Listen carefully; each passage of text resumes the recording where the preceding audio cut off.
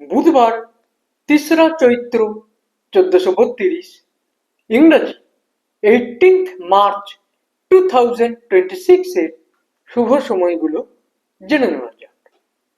দিনের শুভ সময়গুলো হলো সকাল ৫টা ৪৮ থেকে ৭টা ২০, সকাল ১০টা ২০ থেকে ১১টা ১৯, দুপুর ১টা ৪৮ থেকে ৪টে ৫২, সন্ধ্যা ৬টা ৩৪ থেকে ১০টা ৩০, রাত্রি ১টা ৪৭ থেকে ২টো ৪০, ভোর রাত্রি ৪টে ১৫ থেকে ৫টা ৪০।